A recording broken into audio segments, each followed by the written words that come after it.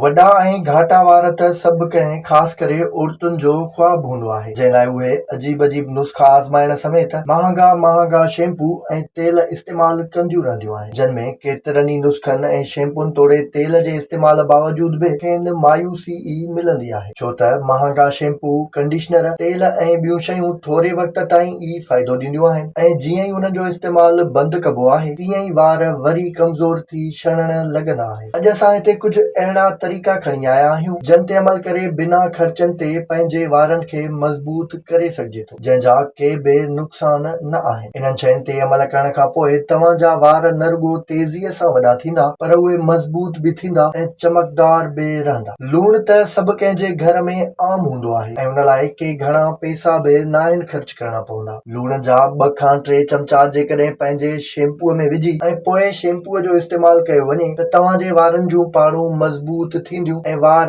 छणण बंदि थी वेंदा। लूण में मैग्नीशियम जो झझो मिक़दार हूंदो आहे, जेको वारनि खे ॿिन मुंहनि वारो थियण खां बचाए थो ऐं उन्हनि जी पाड़ुनि खे मज़बूत करे छणण खां बि रोकींदो आहे। उन सां गॾु वारनि खे उस खां बचाइण लाइ ढके रखणु, कंहिं ड्रायर जी मदद या कपिड़े ऐं टुवाल सां वार ख़ुश्क करण बदिरां कुदरती तौर उन्हनि खे ख़ुश्क थियण लाइ छॾे ॾिजे, तॾहिं बि वार छणण वारो अमल रुकिजी वेंदो आहे। उन खां सवाइ वारनि जी मज़बूतीअ लाइ उन्हनि में रत जे वहिकिरनि जी वॾी अहमियत हूंदी आहे। सॼे ॾींहं में थोरी देरि लाइ पंहिंजे मथे खे बाक़ी जिस्म खां हेठि लटकाइजे त वारनि ताईं रत जा वहिकिरा बहितर करे वारनि खे मज़बूत बणाए छणण खां बचाए सघिजे थो, जॾहिं त सुम्हण खां अॻु वारनि खे फणी ॾियण सां बि वारनि में रत जा वहिकिरा बहितर थींदा आहिनि। विज़िट कयो अवामी आवाज़ मीडिया ग्रुप जी वेबसाइट awamiawaz.bk